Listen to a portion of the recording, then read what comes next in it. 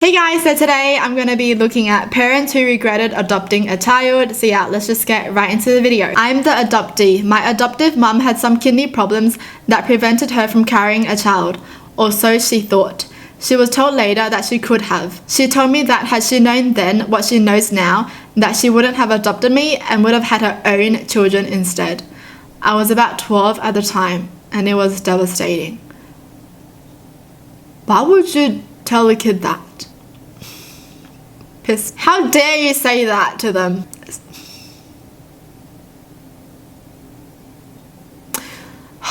It's okay, you are important, okay? You've just been meeting the wrong people, that's all. Why didn't she keep that to herself?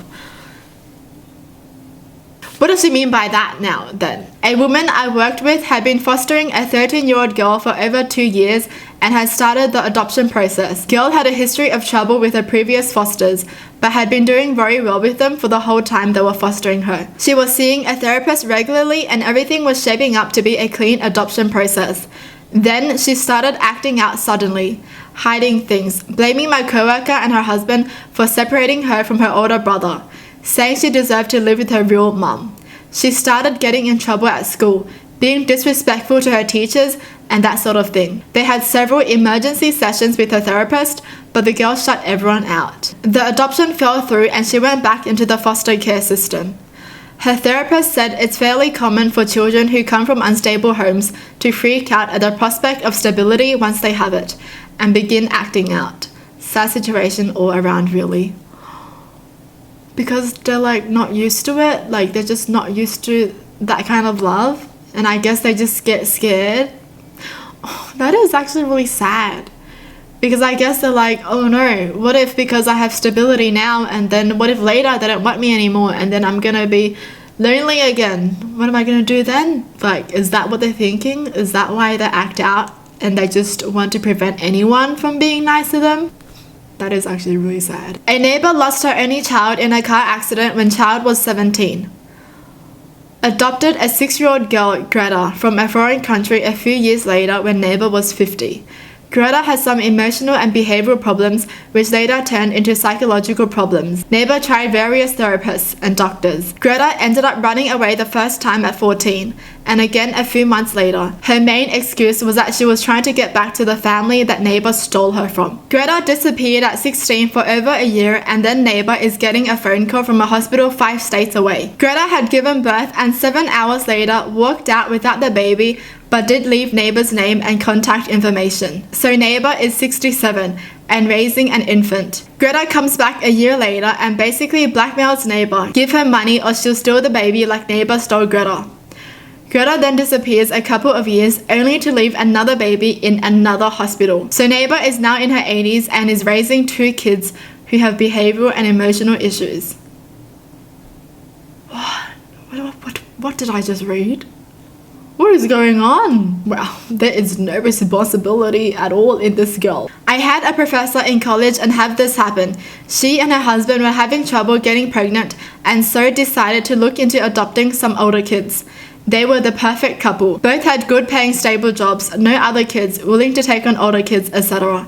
They were matched with a set of brothers who had been in the system for a while. They had recently been taken out of a long-term foster home when the boys accused their dad of punishing him by putting hot sauce on his lips. It ended up being a lie, but the damage was done. My professor didn't know that at the time, as the state had only told them they had been taken out of because of abuse. So they adopt the boys, who immediately start having major behavioral problems. Through therapy, they discovered the boys both had reverse attachment disorder, worsened by taken out of the previous home. Both of the boys, middle school age, were acting out so badly they were frequently suspended and nearing expulsion. Around that time, my professor got pregnant and soon had a baby boy. Then the brothers started trying to abuse the baby so they could never be alone, not even for 5 minutes. So their parents were constantly monitoring them and they had to sleep under lock and key. It was so bad. My professor and her husband decided to look into moving back to where her parents live in another state, but turned out they had been lied to again and the boys were not allowed to move to another state under the adoption agreement. This is like complicated. Well, so my professor and her husband were stuck with these 2 boys who hated their adoptive family under extremely difficult and stressful circumstances. Around this time, I graduated and lost contact, but I ran into her a couple of years later. Turned out she and her husband had divorced, and she had moved to the other state with her son, and he had stayed and had the 2 boys. One was eventually court-ordered into behavioral disability home. I was also so saddened by this story because they went into this with pure intentions, looking to provide a loving home to children who need one, only to have all of that destroyed by lies. I feel so bad.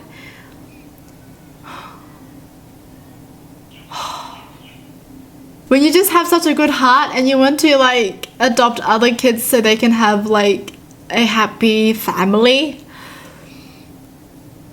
but then this happens, and these stories are like pretty dark. Before adopting me, my parents adopted a baby who they quickly learned was deaf. They didn't feel like they could raise the baby properly, so they worked with the adoption agency to find deaf parents who were thrilled to have her instead. At first, I thought it was kind of bad that my parents would return a baby, but it really worked out better for everyone in the end. I feel like that was kind of better though, because, you know, the parents would understand the kid, and the kid would understand the parents, because they have like the same experience. So I feel like that would bring them closer together. Hey, at least this one isn't too bad. They spent 8 years of paperwork and classes to be able to adopt. When they finally got the money sorted, all the baby clothes, a stroller, etc. ready, and flew down to the country she was in. The mum had been there the day before and picked up the baby because she had regretted putting it there. My coworker is now considered too old to start a new process and is sadly without any children. 8 years just preparing, so she couldn't have adopted like another kid? I don't know anything about the adoption processes, so I'm just curious. But I'm kind of happy for the baby because her mum took her back, you know? But I feel bad for the coworker.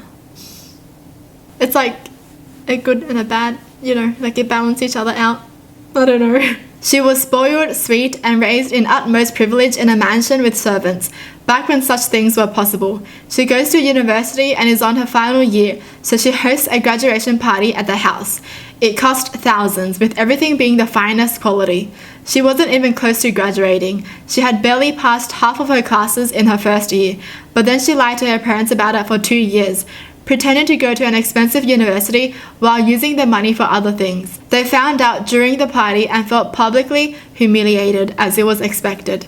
She wasn't disowned or anything, but they almost cut off contact with her. Whoa, they like pretty much gave her everything. Like they spoiled her. Some people just be taking things for granted, honestly. Like she was given such a good life. I guess you can't really blame her entirely.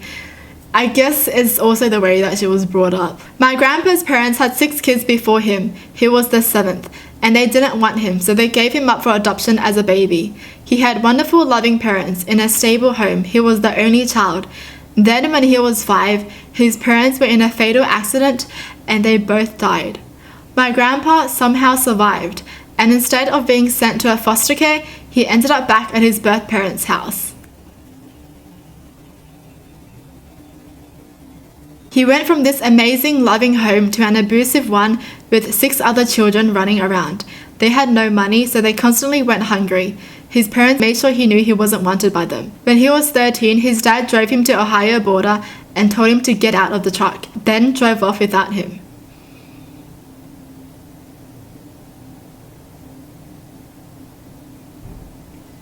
That's so sad. Why would you do that to a kid? My neighbors, when I was about 10 years old, adopted a girl that was my age. They already had 3 other adopted children and one that was actually their own. This poor girl was 10 years old and they changed her name from something that she went by her whole life.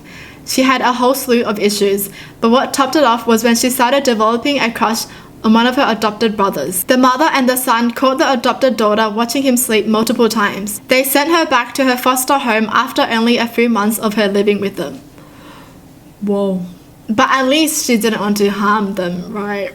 Oh, I don't know. That's kind of sad. Well, these stories though. Well, that's it for the video. Hope you guys enjoyed. Tell me in the comments down below what your thoughts are. And as always, thanks for watching. Hope you guys liked it. And I'll see you guys next time. Bye!